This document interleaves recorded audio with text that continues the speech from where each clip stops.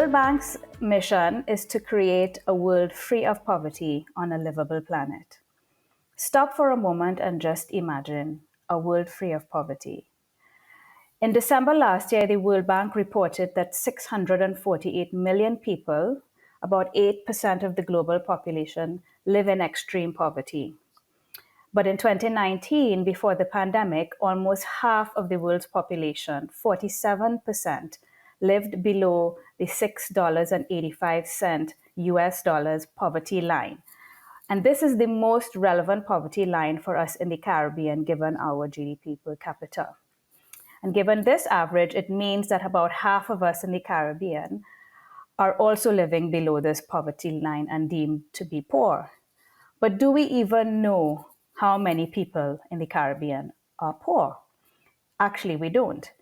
And that is why today I am here with Ms. Lilia Burunciuc, who is the World Bank's Director for the Caribbean, to talk about the fact that in the Caribbean, we are largely failing to measure poverty. Lilia, tell us, to what extent is poverty really a challenge in the Caribbean? Because we often hear about people living on $1 US a day or less. But apart from Haiti, is poverty really a challenge in the Caribbean? Yeah, thank you, Marla, for having me today. Look, the short answer is yes, poverty is a challenge in the Caribbean. Just to clarify that the $1 a day was the value of the international poverty line when the World Bank first established it in 1990. And I don't want to get too technical here. I'll just mention that it was measured in 1985 PPP terms, which stands for purchasing power parity. It's a mechanism to equalize the purchasing power of different currency by eliminating the difference in the price levels between countries so that the measures can be compared across countries.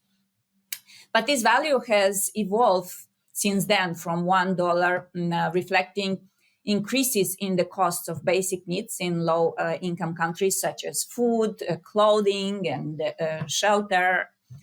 Today, the international poverty line stands at $2.15 a day in 2017 PPP. This means that the same basket of goods and services, which are deemed to satisfy basic needs in a typical low-income country in 1985, would cost $2.15 in 2017. So we're measuring the same basket, but in the prices of 2017. And the international poverty line measures extreme poverty. And of course, this measure is most relevant for low-income countries. For richer countries, we complement this line with two higher poverty lines that are more relevant for measuring poverty in these countries. These lines are $3.65 a day for lower middle-income countries, and the one that you mentioned that is most relevant for the Caribbean, $6.85 a day, which we normally use for upper middle-income countries. And as I already mentioned, it is all reflected in 2017 PPP so that it can be measured across countries. Now, in the Caribbean countries, the $6.85 poverty line is most relevant because these are mostly upper middle income or high income countries. And extreme poverty is probably less of an issue in the Caribbean countries, apart from Haiti, of course, as you mentioned, where the level of extreme poverty is quite high. The problem is that, unfortunately, we currently don't have recent comparable data to really assess how Caribbean countries compare to other countries in the world using these poverty lines. We have a serious data problem. Yes. Apart from the international poverty line that we measure, each country has its national poverty line, and this is what we mostly use these days. Looking at the poverty measured at the national poverty line, which normally is not comparable because it reflects only the national prices, we see that a considerable proportion of the population are actually considered poor in the Caribbean, and this ranges from 12.5 in Barbados to, and this was in 2013, Yes. to 52% in Belize, which was measured in 2018, and as high as almost 60% in Haiti, which was again measured in 2012. Yep. So on average, in the Caribbean, the poverty line is at around 25%, which means 1 in 4 people live with less than what is actually considered necessary to satisfy the basic needs in their country. And you know what I wanted to highlight there? You talked about the poverty measures in a few countries and the date. And you know, the latest measure of poverty that you mentioned, nearly 60% in Haiti, that is a 2012 statistic. And one would think, well, okay, maybe the rest of us are doing better than Haiti in terms of measuring. But you also mentioned in Barbados, theirs is 12.5%, but that was measured 10 years ago. Even in Barbados, poverty hasn't been measured for 10 years. And I just also want to highlight that point that most governments in the Caribbean, apart from Jamaica and the Dominican Republic, are not measuring poverty. But let's shift to talk a little bit about data deprivation. What exactly is data deprivation, and why should we care about it? Yes. So the World Bank refers to a lack of poverty data as data deprivation. This is if a country is considered data deprived if only one poverty estimate or less, meaning zero, were available within any 10-year period. The recommended frequency is 3 to 5 years. And for the Caribbean, 9 countries were data deprived according to a World Bank study published in 2015. And the situation has actually not changed much since then. In 6 out of 18 countries in the Caribbean, national poverty estimates are available only for the first decade of 2000s. And with the exception of Jamaica, which has a long history of monitoring poverty on an annual basis, and the Dominican Republic, the most recent poverty estimates are between 5 and 7 years old. In several countries, the social economic information such as unemployment rates, demographic characteristics is also not collected regularly. Ending data deprivation is very important because data can make the needs and constraints of the poor people visible to policymakers. And as we know, the poor are often socially marginalized and unheard. Therefore, the collection and sharing of relevant data is really critical for their voices to be heard and for appropriate policies and interventions to be developed and acted upon to help them change their economic and social standing. So how can one develop effective interventions that address the needs of the needy if you don't know the size of the problem and who these actually needy people are? Who are these vulnerable poor people?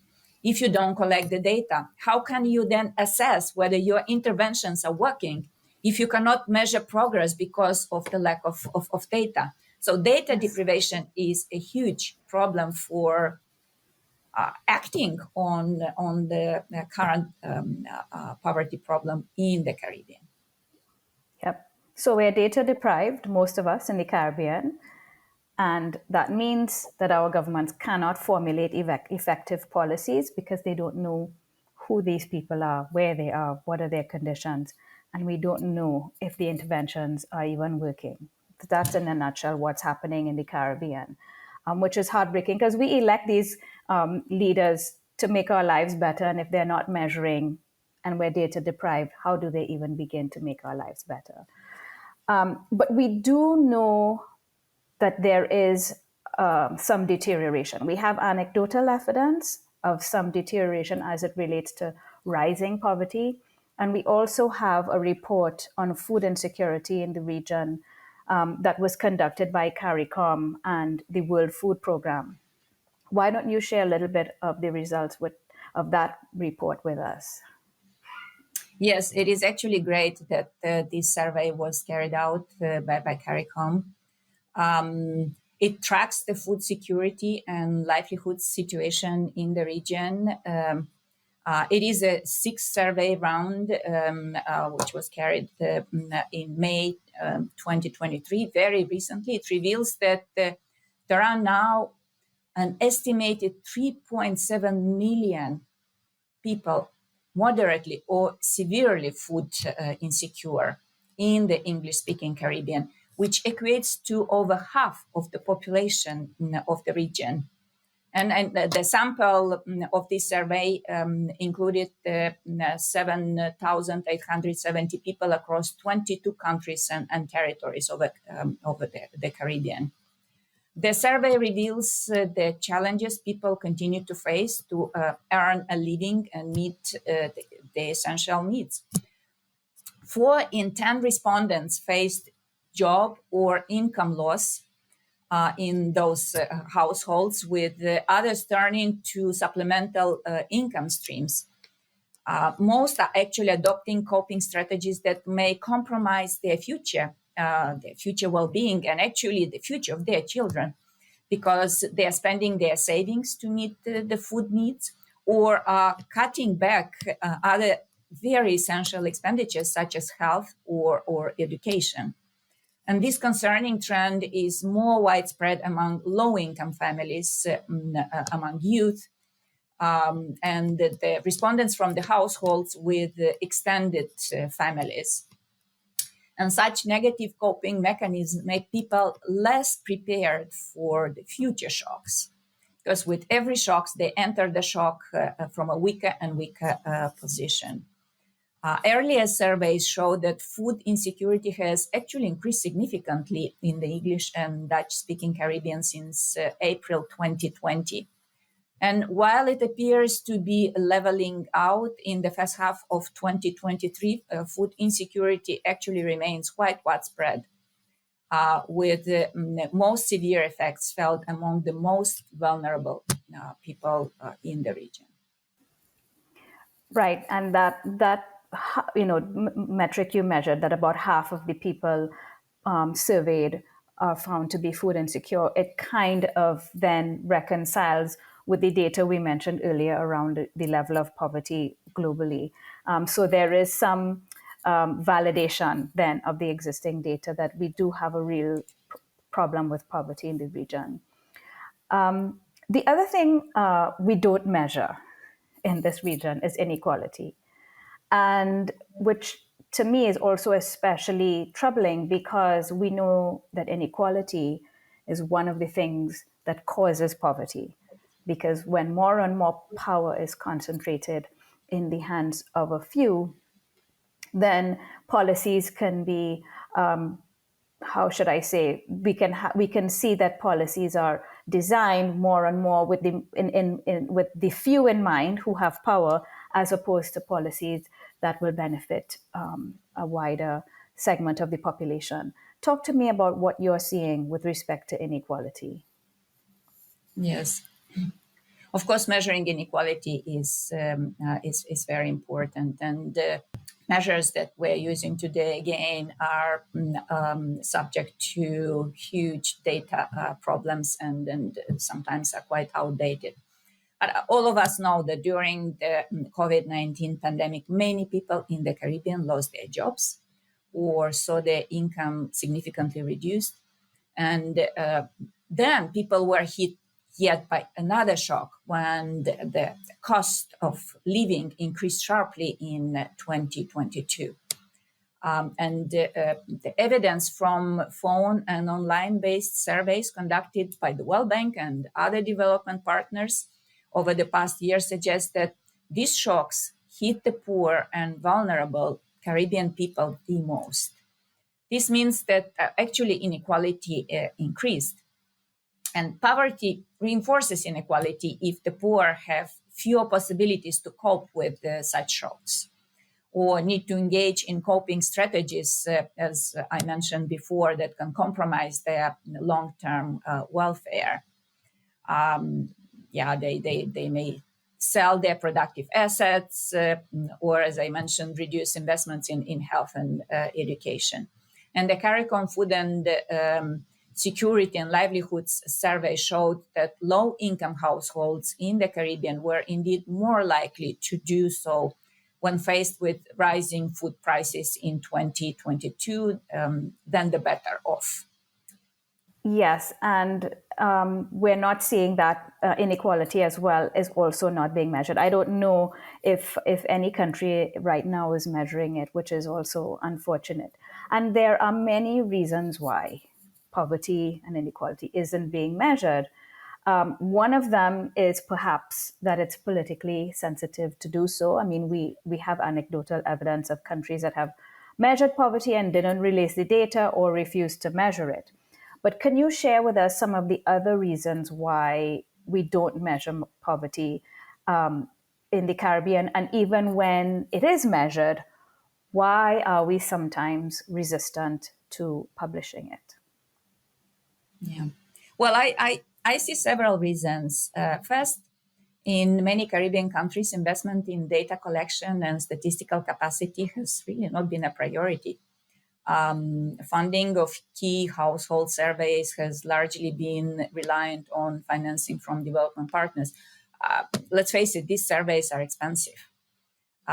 Several countries in the region are also significantly indebted and frequently exposed to climate and other external shocks, which might compromise budget allocations required to collect and assess poverty data even further.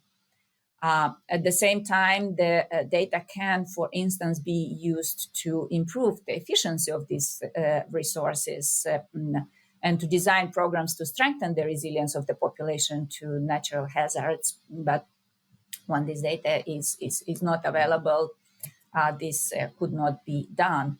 And frankly, it's not only poverty data, it's other types of data that needs to be collected, and the overall statistical capacity and data collection needs to improve in the Caribbean.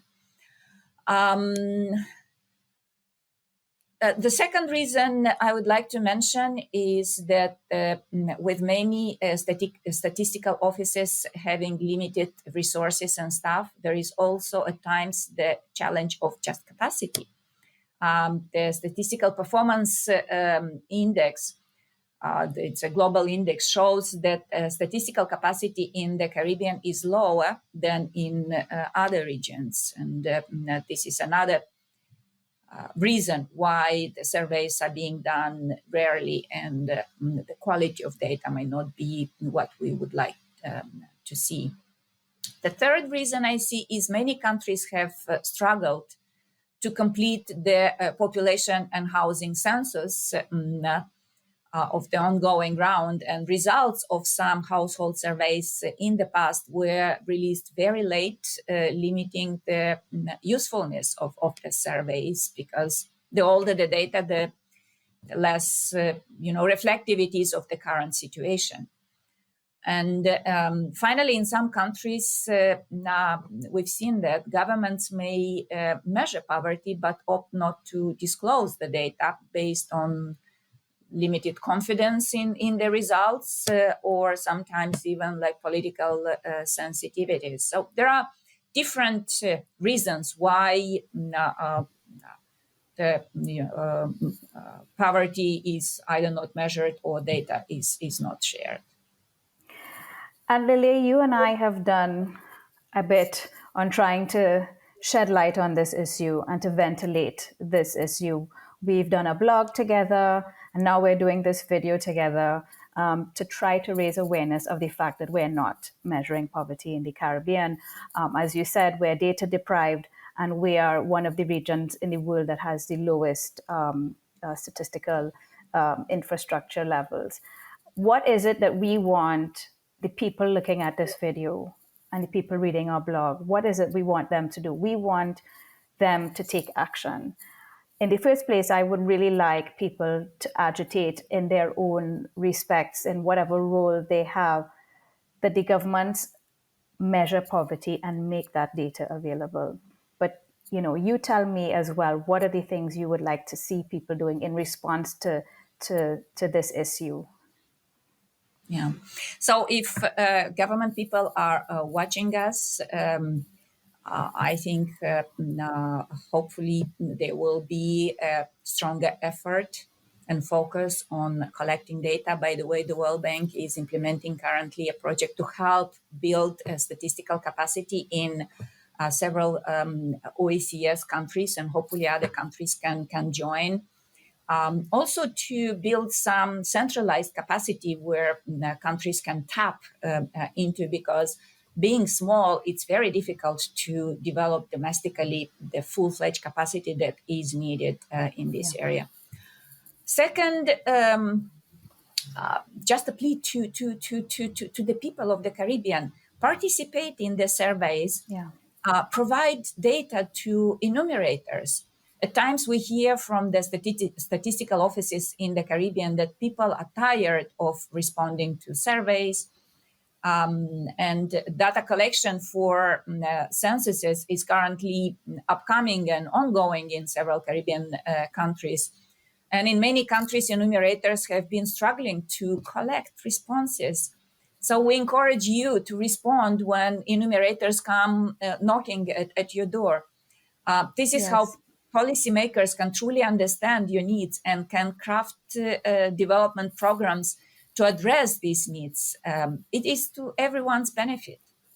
It is. Thank you so much, Lilia, for spending time talking about this issue with me today, and for also this call to action that everybody measure poverty. Thanks, Lilia. Thank you. Thank you for having me, Marla.